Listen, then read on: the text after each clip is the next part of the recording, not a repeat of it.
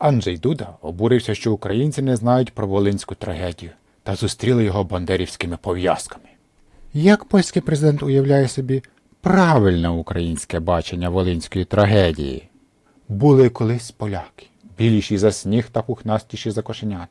Також були українці, які створювали неабиякий геморой польським фермерам. Без задньої думки, з найсвітліших помислів, в часи Ядвіги та Ягайла поляки прихопили собі Україну в доважок до Литви. Таким чином, польські фермери, замість мати геморой від українців, почали їх використовувати як робочу силу на їхній же території. Потім українців поназ'являлись народні герої, які прогнали поляків, а Україну просрали росіянам. Після розвалу Австро-Угорщини поляки вирішили прихопити собі Волинь, яка була населена українцями.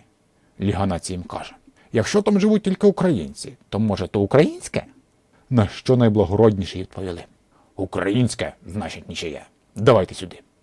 Першим же ділом почали українців пацифікувати. Чи мирити, якщо по-народному. Українці їх запитують: за що ви нас так? Ми ж вам нічого не робили. На що отримали відповідь: а ми превентивно, як санкції проти пороха. Згодом почався глобальний заміс, названий Другою світовою війною, під час якого підступні українці обламали армії Краєві план знищення корінного населення Волині. В кінці війни найгуманніші підрахували, що якби українці не зірвали план знищення самих себе коханих, то поляків на Волині було б більшість. Тому взяли співвідношення поляків до українців як 1 до 0 за норму. На ділі ж виявилось, що вони співвідносяться як 1 до 100 біса. З чого офіційна Польща прийшла до єдиноправильного висновку, який можливий тільки в американському анекдоті. Українці здійснили геноцид польських колоністів.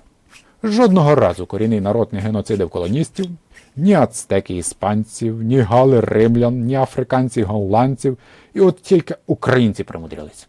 Втім, якби поляки завойовували Дикий Захід, зараз би скаржились на геноцид з боку індіанських племен.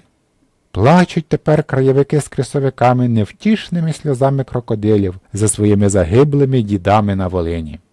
Баби їхні в той час були в Польщі і народжували батьків. Тож не запитуйте, як можна народитись при згеноцидженому дідові. Часовий парадокс дідуся тут не діє.